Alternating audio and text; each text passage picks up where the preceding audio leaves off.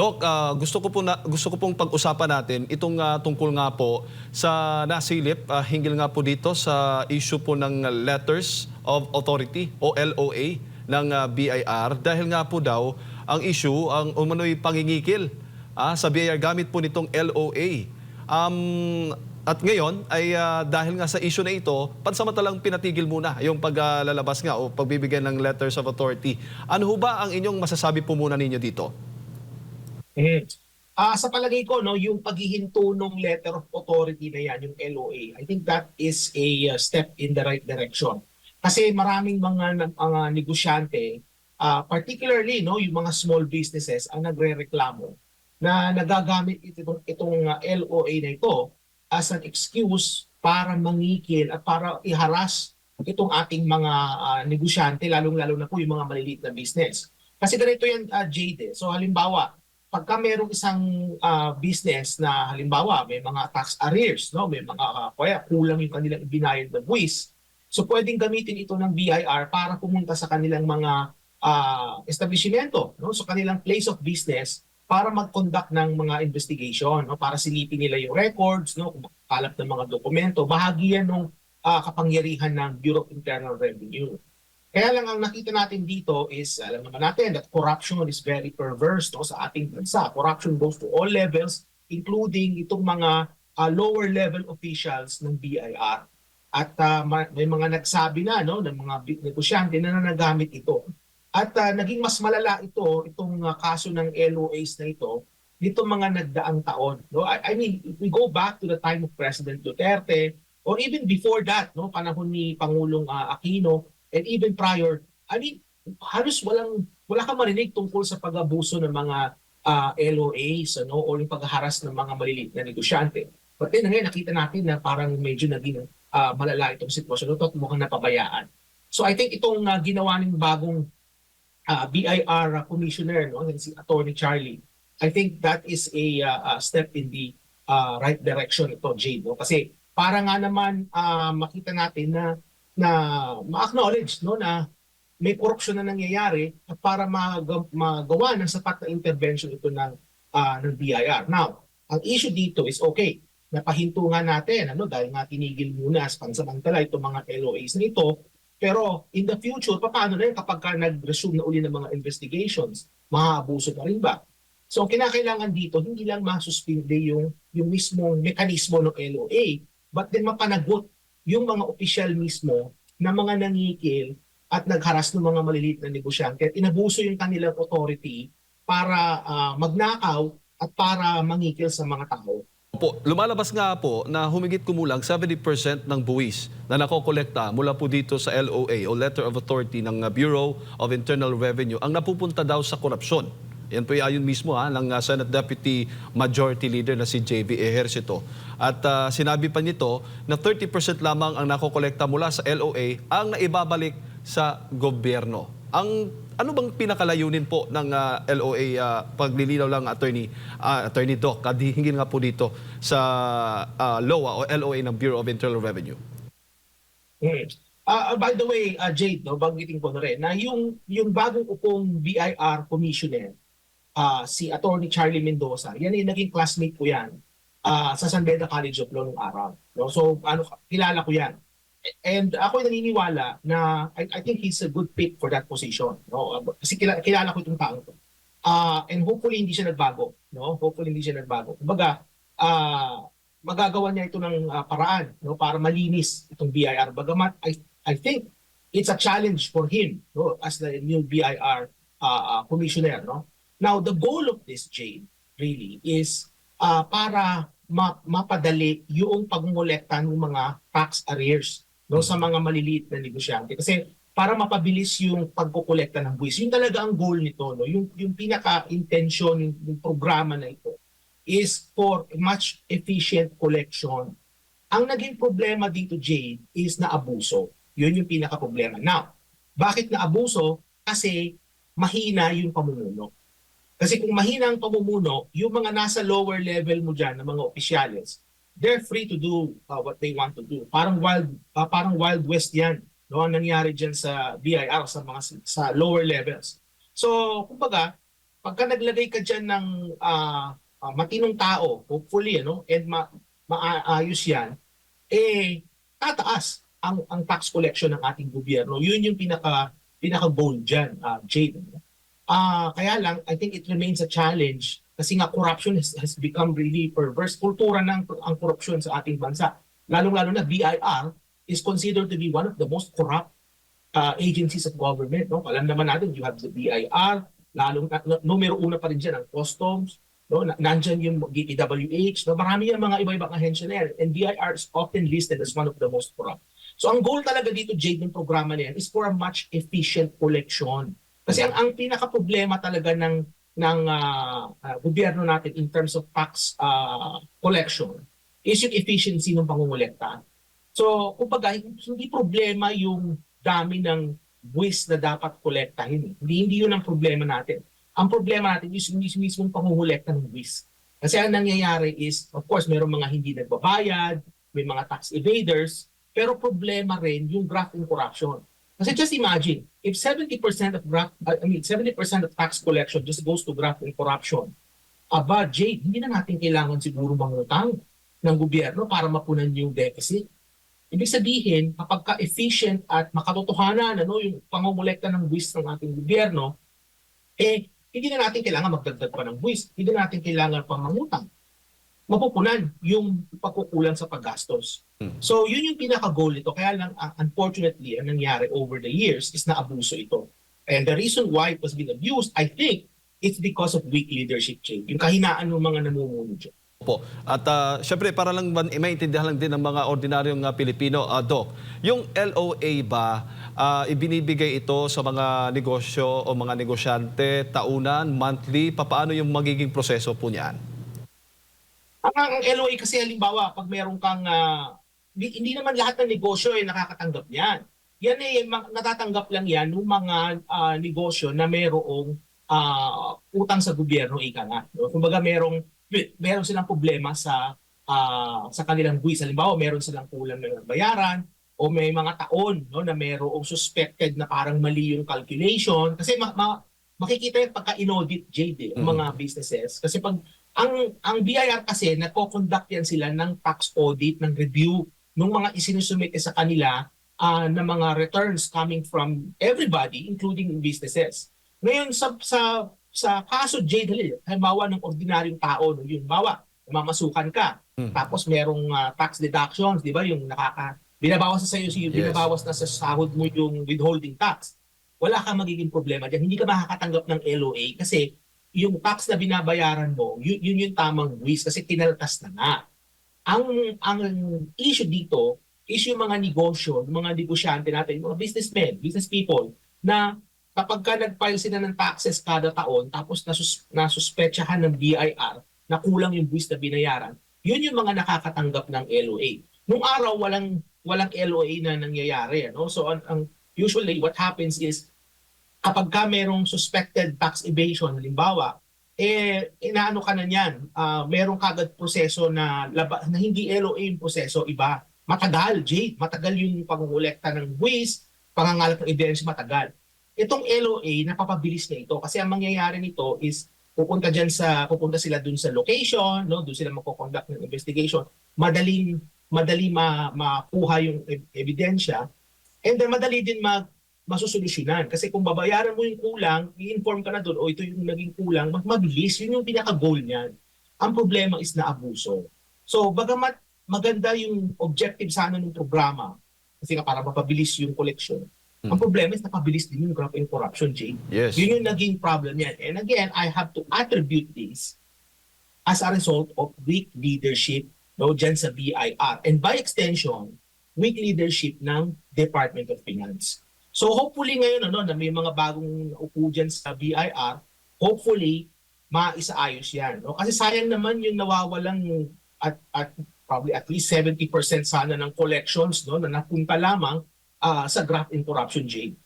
Oo, yun nga, ang madalas na natatanggap, Doc, kasi sa Senate po ito na ungkat itong modus na ito dahil marami nga ang natanggap na mga sumbong ng mga senador o ng ilang senador na ilang taga-BIR na mag-issue ng LOA para makapaningil daw ng buwis. Pero sa halip na tamang buwis, tulad ng sinasabi po ninyo, mas at saka mas mababa ang sisingilin, ay may kapalit na kotong o kabayaran. Yan yung nagiging modus. Madagdag ko pala din, Jay. So, sorry to interrupt. Madagdag Yes, ko rin. go Ang ahead. buti na banggit yan. Kasi halimbawa, siningil nila yung suspected na may utang sa gobyerno, na kulang yung binayad na buwis. Pwede nilang sabihin na, okay, ibis na babayaran mo yung full amount, meron kang discount. Oh. Pero on top of that, mangingikil pa sila. Yes. So kumbaga, yung ideya kasi niyan is to encourage people to pay taxes. Yun yung pinaka-goal niyan. So kailangan maka-establish ka ng kumpiyansa sa taong bayan na worth it magbayad ng buwis. So halimbawa kung ikaw may utang, no, o kaya kulang yung binayad. So sasabihin sa'yo, okay, bigyan ka na lang namin ng diskwento. Dapat hanggang doon lang. Wala na dapat na panghihingi pa ng kung ano-ano. Kasi yun yung naaayon sa programa, yun yung naaayon sa batas. Na pwede silang mag-avail ng amnesty, ng discount, no, sa tax na babayaran nila. Pero nakakalungkot dito is may mga ibang businesses na ayaw na nila ng problema. Kaya pumapayag na lang sila, Jade. Babayaran na lang nila yung buwis, and at the same time, babayaran din nila yung lagay dun sa collector. So anong nangyayari is wala silang choice. No? Kasi ayaw naman nilang maistorbo. In fact, isa sa mga reklamo, Jade, ng mga negosyante dyan, is the BIR has become very intrusive sa kanilang investigation. No? To the point na may mga ibang negosyante na nagsasabi na literally yung mga taga-BIR are staying in their offices, no, going over documents. Yung mga staff ng mga businesses are feeling uncomfortable. May ganun na lang nangyayari. So I think naabuso na rin din yung programa in terms of its implementation. Nandiyan din yung graft and corruption. Kaya I think it's really high time na tama din ito, no, na sinuspindi muna nila yung programa na ito, itong LOA. Pag-aralan nila yan, managot yung dapat na managot, and then start fresh. No? Kasi maganda rin naman talaga yung goal, Jade, which is efficient tax collection. Yun yung kinakailangan ng ating gobyerno sa kasalukuyan. Kaya lang, nasisira ng graft and corruption. So I think this suspension is on the step in the right direction. Yun na, ang nabanggit mo kanina, kumpiyansa. Paano ito makakaapekto ang ganitong modus sa business climate po natin o yung investor confidence dito po sa Pilipinas? Well, this is another reason why investors are reluctant, to invest in the Philippines. Because, syempre, kung makikipag-deal sila sa gobyerno, halimbawa sa Bureau of Internal Revenue, and then they would hear these stories, no, na may mga businesses na nakikikilan, no, na ine-extort sila. I mean, this would be red flags na to any investor. So, ibig sabihin, worth it pa ba na mag-invest sa Pilipinas? Kasi ang mangyayari dito, Jade, makaka-apekto ito sa bottom line ng mga investors. So just imagine, halimbawa, yung corruption. Idadagdag pa nila yung graft and corruption sa kanilang cost of production sa Pilipinas. And just imagine how high the levels of graft and corruption sa ating bansa. So sobrang taas ng graft and corruption, sobrang laki, lawak ng graft and corruption. It's possible na itong mga investors na ito, wala nang kitain pag sila nag-invest pa sa Pilipinas. And no wonder, instead of bringing the funds here, bringing the money to the country to create jobs, to create opportunities, they're just bringing it elsewhere. And who to blame? It's graft and corruption. So ito nakikita natin sa BIR. In fact, ginagawa itong pangingikil, itong extortion na ito sa domestic, sa mga local businesses, Jade. No? What more? Kaya kung ito'y foreign business na gustong mamuhunan sa ating bansa, di ba? Yung local na mismo ang kinikikilan eh. What more pa yung mga banyaga? So lalo na sa mga banyaga, Jade, these people could be very afraid to speak up. Hindi ba? So baka itong mga iba na nandyan na sa Pilipinas na namumuhunan, they are experiencing this but they're just not saying anything. They're just afraid to speak out. Kasi kapag ka nagsalita sila, hindi naman sila taga dyan sa Pilipinas, baka ma-deport pa sila. No? Paano na lang yung kanilang mga puhunan. Hindi na sila kikita.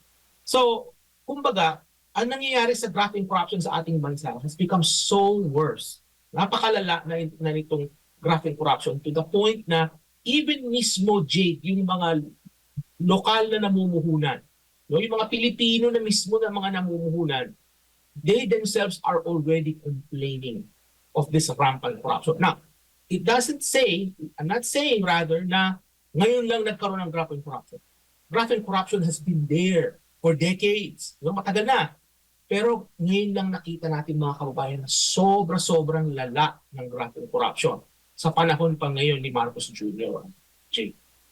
Personally, Doc, sa experience po ninyo, itong ganitong mga masasabi nating may tuturing na modus na pangingikil o pagsisingil ng sobra-sobra doon sa mga negosyante, ay talagang nakita mo mismo, talagang naranasan mo? Makaranas ka ba minsan na mga ganito pong yung mga kasamahan po ninyo na modus mula po mismo dito sa ating pamahalaan? Well, sa akin personal na karanasan, kasi meron kami mga businesses nung araw, hindi naman kami nakakaranas nito kasi tamang gusto binabayaran namin. O kaya walang mistake dun sa mga sinasubmit na mga financial statements. Fortunately, magagaling yung aming mga kinuhang mga accountant nung araw. No? So, walang issue na ganyan. Pero so nung araw, Jade, nung araw, hindi ganito kalala, as I've said. Hindi ganito kalala. May mga kilala akong mga negosyante na may have made some mistakes, when they submitted their tax information, yung kanilang tax returns, may mga issues, no? May mga mali. Pero hindi ganito yung naging karanasan nila, Jade, nung araw. Hindi ganito ka kalala. Meron mga iba na nangihingi ng lagay para mapabilis yung processing. Para mapabilis. Pero yung mismong sitwasyon ngayon is already much of a larger scale. Kasi ang nangyayari nila sa ngayon is, halimbawa, ang sinisingil nila is let's say 1 million yung unpaid taxes. 1 million. Ang gagawin nila dyan is kukuha sila, let's say 300,000. Bigyan mo kami 300,000, kalimutan na natin ito. So, kumbaga, iba na yung sitwasyon ngayon at hindi na napupunta, Jade, sa gobyerno mismo yung buwis. Kasi ang nangyayari, pwede na naman nilang magicin yan, no? Ng mga corrupt na official dyan, pwede nilang magicin yan, pwede nilang imekos yan, ika nga, no? Nasasabihin nila na nabayaran na ito and binulsan na nila yung pera. And there's a big syndicate dyan, may sindikato dyan, Jade. Kaya nga, maganda nga ngayon that it has been brought out into the open, no? Para once and for all, no, mabigyan ito ng solusyon. Kasi nga, as we've said earlier, the more na pinatatagal nila yan, the more na hindi nila ginagawa ng solusyon yan, the more na lalala ng lalala yan. And then yung nakita natin over the past years. Kasi napabayaan, Jade. Kaya ngayon, lumala na ng lumala to the point that even the local businesses are complaining, ay talagang hindi na maganda yung nangyayari. Now, from personal experience, meron ako mga kakilala na merong mga tax arrears, pero nung araw pa yung Jade. And yung experiences nung araw is very different from what we've been hearing dun sa mga negosyante na mga lumapit, no, sa mga senators about this issue. Iba yung karanasan, Jade. Very different. Sabi nga ni Senator JV, Doc, yung mga sangkot na dito sa scheme po na ito, yung mga BIR revenue officers at regional directors, sana naman wala namang politiko tulad ng Flood Control Project Anomaly, na mga nasasangkot na mga ganito. Well, anyways, at isa pa sa mga inihalimbawa po niya ni Senator JV, itong nagbanggit siya ng pangalan, mga halimbawa ng mga nabiktima nga nitong scheme. Si Jet Li daw, isang Philippine Motorcycle Tourism Ambassador na naging biktima ng umano'y pangingikil na nawalan po ng hanggang 10 milyong piso. Imagine that. At sinabi din niya na may mga ilang negosyante o negosyo na nagsasabing nawalan sila ng bilyon-bilyon sa mga nakalipas na taon. Ganyan po, kalaki. Alam mo, Jade, ang aking worry dito is alam natin na nangyayari ito. At gusto natin na merong mga managot. Ang problema dito, Jade, is hanggang ngayon, wala pa rin nasasampahan ng kaso. Hanggang ngayon, wala pa rin tayong nakikitang napapulong. So, kumbaga, baka makalimutan itong issue na ito. Kasi nangyayari ngayon is napakaraming distraction around us. Napakaraming mga issue. So, nandyan yung pasabong ni Saldi ko. Baka pwede natin pag-usapan din yan mamaya. Yung pasabong ni Saldi ko. And then, nandyan itong issue about kay Attorney Harry Roque na ginagamit nila distraction din ito. Nandyan yung issue sa West Philippine Sea. No? Pag may mga puputok ng corruption scandal, biglang maririnig mo sa balita, ang China nandyan na naman sa West Philippine Sea. Maraming distractions. Ang worry ko dito is malaking issue ito. Itong nangyayari sa Bureau of Internal Revenue. This is actually a big issue. Ang worry ko dito is baka matabunan ito, Jade, makalimutan. No? And may mga personalidad na lumantad na, no? They became victims. Ang aking worry para sa kanila is baka matabunan ito. At mangyayari niyan is after a few years, no, maririnig na naman natin ito at mas malala na yung nangyayari. No? So, ang kinakailangan dito pa rin at the end of the day is political will. Yun yung kinakailangan dito. Kailangan may political will para mapanagot yung dapat managot at para once and for all, mabigyan ng lunas at solusyon itong issue ng graft and corruption in a specific agency, in this case, within the Bureau of Internal Revenue. Doc, magandang umaga, si Admar po ito. Dito po sa payag ngayon ng Bureau of Treasury dahil tumaas ng 11 hanggang 11 billion pesos yung tinatawag na budget surplus nitong nakalipas na buwan ng Oktubre. Pag budget surplus, ito yung mas mataas yung kita kumpara doon sa spending, no? Ang deficit naman, kabaliktaran, mas mataas yung gastos kaysa sa doon sa kita. Maganda po ba ito para sa ekonomiya ng ating bansa na pigil yung paggastos at malaki ang kinikita or nakokolekta ng ating gobyerno? Okay, ganito kasi yan eh. Mayroong cost and benefits din ang surplus. Maganda pakinggan na mayroong surplus. Maganda pakinggan yan. Kasi pagka ang surplus ay nandyan at lalong-lalo na Admar, ang surplus ay nagtuloy-tuloy ng maraming taon, posible na hindi na kailangan ng gobyerno na maningil ng napakaraming buwis. Kasi lagi naman pala silang may surplus eh. Baka pwede na natin bawasan yung buwis. Hindi lang yon, bawasan din yung pangungutang. Kapag bawasan yung pangungutang, nangyayari niyan is mababawasan din yung interest na babayaran natin in the future. And again, ang balik din sa taong bayan in the form of possibly lower taxes. Maganda ang surplus if sustained. Kung tuloy-tuloy yan ng maraming taon. Sa kaso sa Pilipinas, hindi sustained ito. Kasi ang nakikita natin sa datos, every year, puntahan na lang natin yung budget. No? Pag nagpasa ng budget, makikita natin palagi na yung government spending natin mas mahigit doon sa revenues na nakokolekta ng ating gobyerno.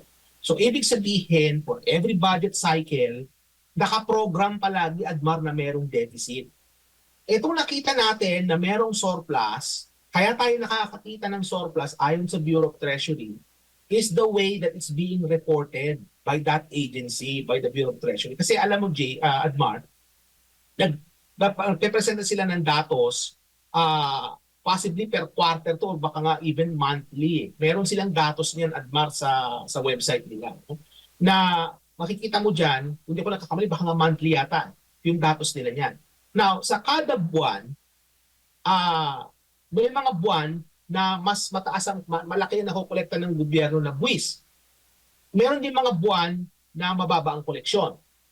May mga buwan na mataas ang spending ng gobyerno at may mga buwan na mababa ang spending.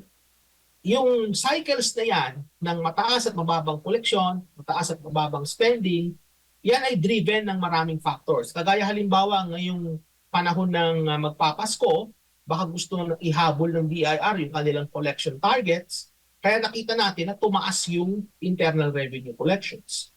And pag kinumpara mo yun sa paggastos ng gobyerno na mas mababa, lumalabas na mayroong surplus. Kaya lang, Admar, itong mga surplus na nakikita natin na binabalita halimbawa ng Bureau of Treasury, ay hindi ibig sabihin ito na talagang may surplus na ang ating bansa. Hindi po. May surplus lang siya for that month. Pero kung kukumpara mo sa ibang mga buwan, laging may deficit, Admar. Kasi historically, since 1998, lagi tayong may deficit kada taon. Ibig sabihin, yung ginagastos ng gobyerno mas mahigit kaysa sa kanilang internal revenue. Kaya nangyayari is nangungutang tayo para punan yun. So, kumbaga, nakita natin doon, that is only like for a month. But kung titingnan mo siya on overall, deficit pa rin tayo. And in fact, yung ating deficit, Admar, ay lumalaki yan ng lumalaki. Kasi nga, ang ating gobyerno napakahilig gumastos itong gobyerno ni Marcos Jr. They love spending to the point that to fill the gap, nilakalakihan nila ng nilalakihan kada taon ng ating pangungutang. To the point na yung ating pangungutang ay mahigit na ng 60% ng ating ng debt to GDP ratio ng ating bansa. So, to circle back, yung nakita mong datos na merong surplus, that is only for a month, and it doesn't mean that for the whole year tayo ay surplus, hindi po. Because we will never have a surplus kasi nga, mas malaki palagi ang paggastos ng gobyerno kaysa sa kinikita nito. Opo, sabi naman dito ng Bureau of Treasury, ang dahilan kung bakit nagkakaroon tayo ng budget surplus ay dahil nga sa pagpigil, no? Dahil may ongoing na mga investigation. So yung infrastructure spending, apektado din po dyan. Nandyan din yung issue sa flood control. Hindi rin ma-implement dahil nga po patuloy pang nire-review, no? Dahil nga sa napakaraming issue kagaya po ng substandard o di kaya ay ghost project. May ibang mga analyst or mga ekonomista, Doc, na nagsasabing yung mabagal daw na, kumbaga ang surplus daw, budget surplus daw, makaka-apekto rin daw sa mabagal na revenue growth. Kumbaga kasi wala kang nilalabas na na pera, pinipigil mo, kolekta ka lang ng kolekta na halos sa mga taripa naman ang nakokolekta. And meron din nagsasabi na sa panahon daw ngayon na mahina yung inflation daw, o humihinang inflation, mas mainam daw na nasa deficit daw tayo dahil matutulungan daw nito ang paglago ng ekonomiya. Tapos, meron din nagsasabi, dahil nga sa issue ng korupsyon, bumagal yung ating GDP. Any thoughts dito po sa mga pahayag din ng ibang mga experts po dito, Doc? Isa-isahin natin, ha. So, sa kaso ng inflation, mababang inflation, hindi ibig sabihin yan na lalago ang ekonomiya natin.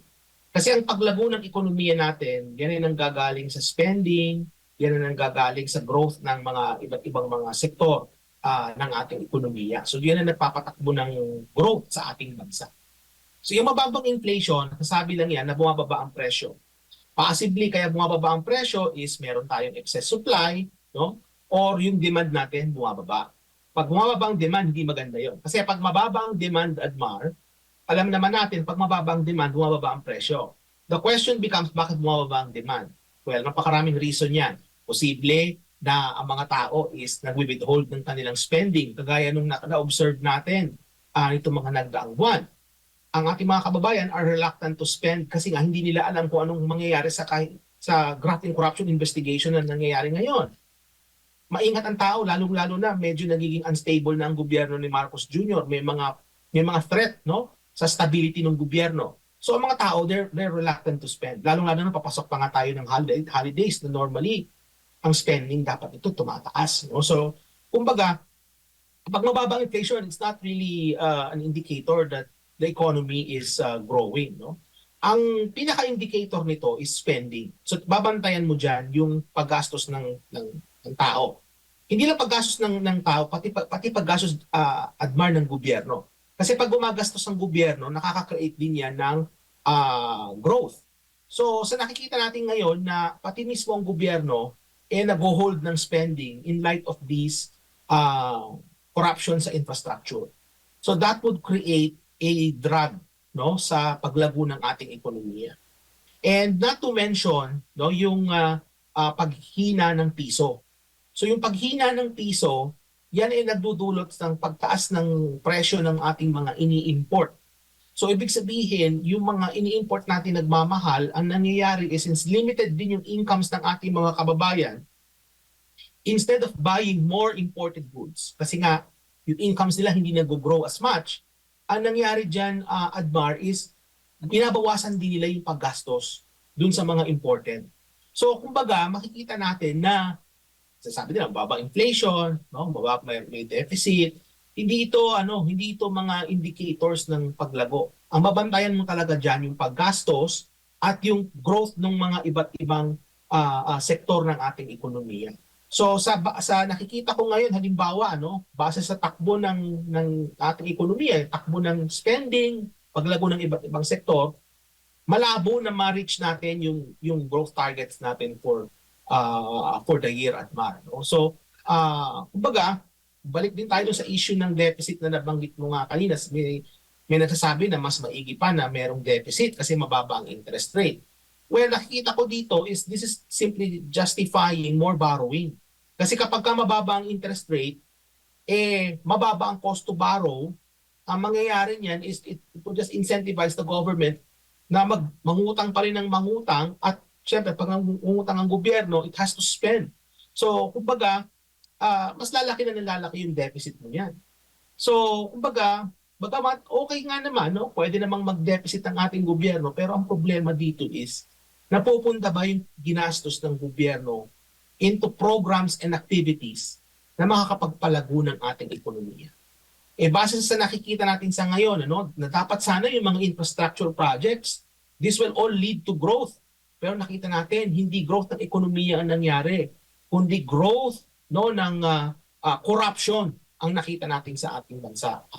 Yun yung unfortunate na nangyayari sa loob. Opo, dito naman tayo sa panibagong video po ni former Congressman Zaldico. Maalala natin sa nakalipas na taon, lagi natin napag-uusapan yung nakalipas na mga buwan, nakalipas na taon, yung issue po sa pagtaas ng presyo ng bigas, yung mga dahilan nito, pagtaas ng presyo ng sibuyas at iba pa, nagiging malaginto ang presyo ng ilan sa mga agri products, at nabanggit sa pahayag kahapon or sa aligasyon kahapon ni Congressman Zaldico yung involvement ng First Family, meron siyang mga na-mention po doon na naimbestigahan nga doon sa bigas, bakit ba tumaas yung bigas, pati rin yung sa sibuyas, pero pinahinto daw ito, kasi ang mga nangunguna pala dito sa pag-aangkat din ay mismo daw na nasa First Family. Sa tingin niyo po, doon sa mga senaryong kanya pong mga nabanggit, possible po ba na yun ang nangyari? Yun talaga ang kabilang sa mga reason na may mga pagmamanipula or yung pinaka nangyari po sa nakalipas po, Doc? Alam mo, Admar, this is we're venturing into something speculative. Kasi itong mga sinabi ni Zaldico, of course, this has to be proven in court. Bagamat, naniniwala ako na pwede kahit na sino magbigay ng claims and pwede naman itong gamitin as anecdotal evidence. Ibig sabihin anecdotal, sabi-sabi. Hindi ito under oath, but then again, pwede mo itong i-consider as kumbaga, a weak form of evidence. Of course, it won't stand in court kasi nga sa korte, kinakailangan mag-oath ka, kailangan sumunod ka sa mga prosesong legal para maging admissible sa korte itong mga nabanggit ni Zaldico. Now, having said that, there are reasonable grounds to believe that it may actually be connected doon sa issue ng sa onion, sa bigas, at pati sa isda. Nabanggit din sa kaso ng isda. Kung maaalala natin mga kababayan, 2 years ago, even 3 years ago, it was around 2022, mga November, December, sumipa ang presyo ng sibuyas. And kung na-follow ninyo yung mga interview natin, yung ating mga kuro-kuro, sama si Admar at si Jade, yung mga napag-usapan natin noon, ang sinasabi ko was that there is something in the middle of the supply chain na nagpe-prevent na magbaba ng presyo. So kumbaga makikita natin sa global markets na bumababa na ang presyo, but then dito sa Pilipinas, diyan sa Pilipinas, ay yung presyo ay hindi bumababa. Parang meron nagpipigil. Now, hindi naman pwede dun sa mga farmers ang reason kung bakit nagpipigil bumaba ang presyo. Kasi nga yung mga farmers, lugi na nga iba sa kanila. So, kumbaga, there's no incentive for them na magbenta kasi nga the market is being flooded by these imported products. So, I think it's not the farmers. Hindi ito dun sa source. Hindi rin ito dun sa mga importing countries. Kasi bumababa na ngayon presyo globally. So it has something to do with the middle of the supply chain. As it turns out, if yung mga sinabi ni Saldico were to be believed, yung middle na yun, okay, kasama dun sa middle na yan, yung mga personalities na nabanggit ni Saldico who were responsible kung bakit hindi bumababa ang presyo. So sa kaso ng bigas, no, nakita natin yan. Sa kaso ng bigas, yung pandaigdigang presyo bumababa na, pero sa merkado din sa Pilipinas, hindi bumababa ang presyo na dapat bumaba na. So, ibig sabihin, meron talaga nagpipigil. And narinig natin kay Saldico was that yung mga personalidad na nabanggit niya ay nakakatanggap ng payola mula doon sa mga middlemen, doon sa mga importers. Now, kaya kung mo nabanggit kanina that there's a reasonable ground to believe na it may be true, is because hanggang ngayon, wala pa ring smuggler o wala pa ring big personalities na napakukulong. May narinig na po ba kayo na under kay Marcos Jr., may mga smugglers, big-time people na nanagot at napakulong related sa onion, related sa bigas. Meron silang mga na-mention names noon na mga posibleng nakasuhan din ito. Kaya lang, these are small fish. No, ito yung mga traders. Ito yung mga nagbibigay, di umano, ayon kay Saldico, na mga nagbibigay ng pera dun sa mga personalidad na nabanggit niya. So, and again, there are reasonable grounds to believe that it may be true. Kasi nakita natin yung outcome, hindi mo baba ang presyo ng mga produkto, ng bigas, isda, ng onion. Hindi lang yon. Walang mga big-time personalities na napakulong. At hindi lang yun, Admar, ito yung icing on the cake. Maalala nyo nung unang taon, Marcos Jr. assumed the role of DA Secretary. And at that time, I was thinking, like, teka muna, the President has a lot of things to do. As President, napakaraming problema ng bansa. Kagagaling na natin sa COVID, he has to set foreign policy, nandyan yung mga issue kung ano-ano. There's a lot of things to do. And yet, he decided siya ay mag-acting Secretary ng Agriculture. Now the question becomes, bakit? Now, my friends, mga kababayan, everything start to make sense. So everything start to make sense now. Kasi itong Agriculture Department, itong departamento na mayroong responsibilidad sa mga sektor na ito, sa sibuyas, sa bigas, sa isda. But maybe there are other commodities din na involved dito na hindi pa natin alam. And again, this is all based on speculation and what Saldico said during in the video. No? But then again, if you were to look at outcomes, no? Pagtatagni-tagniin mo yan, everything start to make sense now. No? Kumbaga, bakit naging ganito yung nangyari? Now, anong kinakailangan nating makita dito is magkaroon ng investigation at nasaan na yung Quinta-Com ng Congress. Maganda siguro buhayin yung mga Quinta-Com na yan para mabigyan uli ng liwanag itong mga issue na ito. That the Senate should hold investigation in this issue. Kasi the more na nagiging silent itong mga ating mga mambabatas, yung mga senador natin, it seems that they are also complicit to this. Kasi their silence means they're agreeing. Silence means complicity, mga kababayan. Hindi sila kumikilos. So, in order to restore confidence sa ating gobyerno, they need to do something. Kailangan may mga managot dyan, Admar.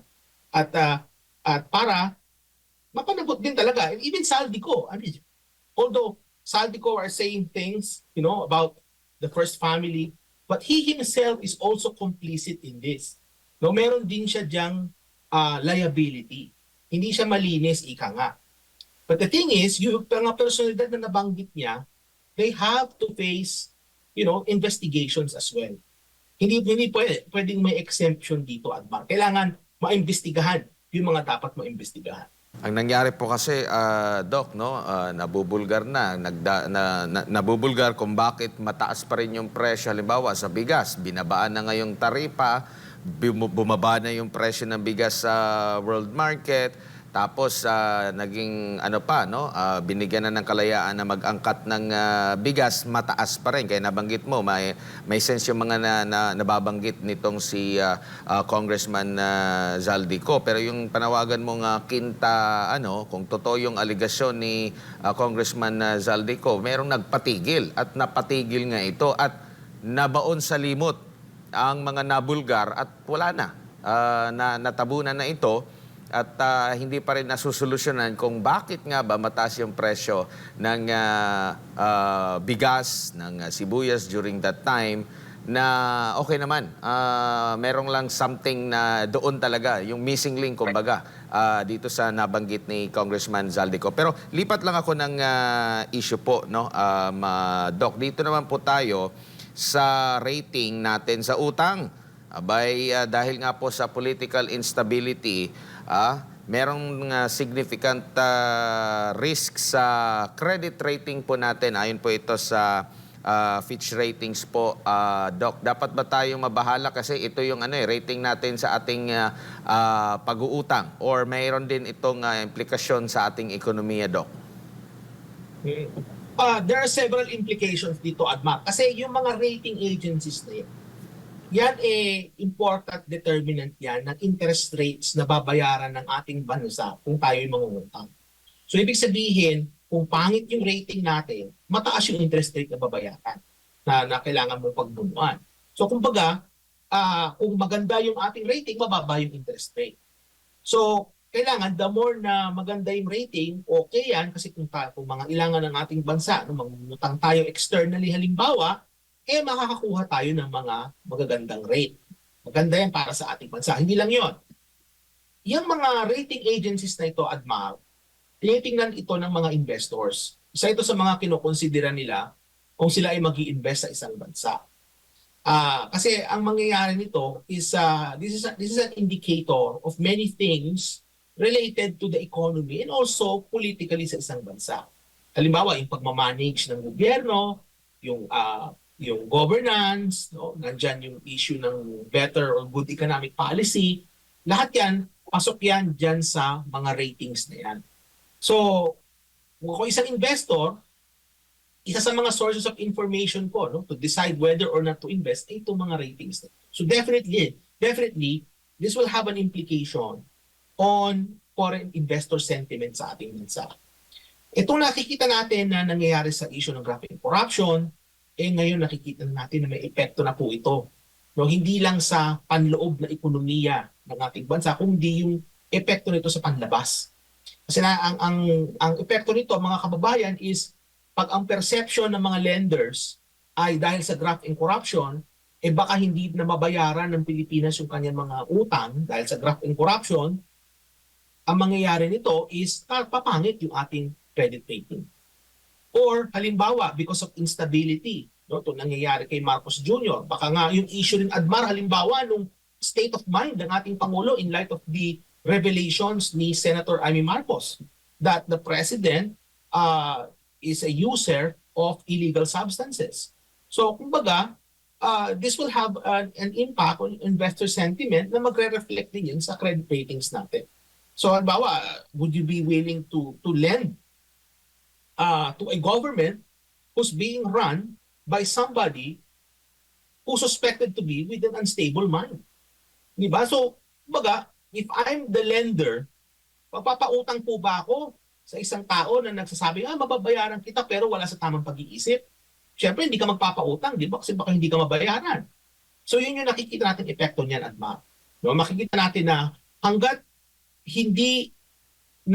naririyan yung mga issues kay Marcos Jr. about substance use, yung paggamit ng pinagbabawal ng gamot, nandyan yung issue ng corruption, hindi lang sa kanya, kundi dun sa mga nakapalibot sa kanya, the first family. Even ngayon si Sandro Marcos, may mga accusations in light of Zaldico's revelation na may mga insertions din itong si Congressman Sandro Marcos. The first family and people around him, former Speaker Martin Romualdez, hanggat nandyan itong mga issue na yan, asahan natin mga kababayan na mas lalo pang papangit at lalala yung ating credit ratings. So, kumbaga, what the President needs to do really is to be decisive. No? Ah, ang kailangan niyang gawin dyan is mapanagot yung dapat mapanagot, kahit yan ba kamag-anak niya o siya mismo. At kung siya mismo ang kailangang managot, then, he needs to do the right thing, which is to get out of the way and let somebody else lead the country. Yun yung kinakailangan din mangyari dito. So, kumbaga, tama rin si Vice President Sara Duterte. If you remember, Adman, ang sabi niya nung isang araw, that she is ready to lead. Because yan naman talaga ang nire-require sa Vice President ng ating saligang batas. That she is ready to lead anytime na something happens to the President.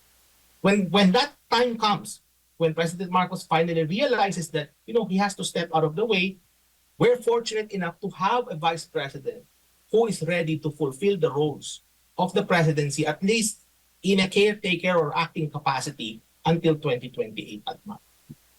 Huli na lang kasi marami ding naniniwala, no, mga nasa mga experts based din dito sa New York-based na S&P Global Ratings. Naniniwala sila na next year hanggang next year mababa yung ating paglago sa ating ekonomiya.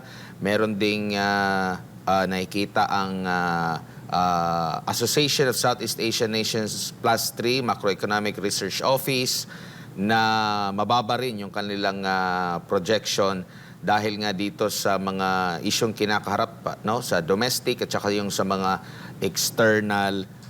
Ganito ba ang trend sa ibang bansa or hindi na tayo lalayo kahit dito sa Asia or Southeast Asia, Doc? Hindi. Kasi kung titingnan mo ang Vietnam, last quarter, they grew at 8%, tayo at 4% lang. So, kumbaga, itong nakikita natin na mabagal na paglago ng ating ekonomiya, sa atin lang yan. When you go around our neighbors, mataas ang growth nila. So, ibig sabihin, there is something internally that is happening in the Philippines that is causing its growth to slow down. Kasi kung external yung reason yan, Admar, dapat lahat ng mga bansa sa ASEAN, sa Asia, dapat matumal ang growth, dapat mababa ang growth. Hindi. There are countries that are growing at extraordinarily higher rates than us. So which means na internal yung reason kung bakit yung ating paglago is very low at 4%. And ano yung mga reasons na yan? Alam na natin yung nangyayari ngayon na issue about graft and corruption surrounding Marcos Jr. and the First Family. Kahit anong pilit ng gobyerno na i-divert yan, kay Saldico, doon sa mga contractors, ngayon may mga congressman na mga nakasuhan, na sa ICI, inimbestigahan. The more na i-divert nila yan, bumabalik at bumabalik uli kay Marcos Jr. at sa mga kamag-anak. So kumbaga, ang hinihingi kasi ng tao, Admar, is merong makulong na talagang malaking isda. Yun ang hinihiling ng tao. Yun ang gusto ng tao makita. Pag nangyari yan, asahan mo, Admar, lalago ang ating ekonomiya. Bakit? Kasi babalik ang kumpiyansa ng taong bayan sa gobyerno. Babalik ang kumpiyansa ng taong bayan sa kakayahan ng gobyerno na mapanatiling maayos ang pagpatakbo ito. Babalik ang kumpiyansa ng tao na yung buwis na binabayaran nila mapupunta sa tamang paggastos. Babalik din ang kumpiyansa ng mga namumuhunan, whether these business people are within the country or outside the country. Hanggat walang napapakulong ng malalaking isda, hindi kagaya yung mga nakita natin kinakasuhan ngayon. These are small fry, Admar. These are small fishes. We need to see whales.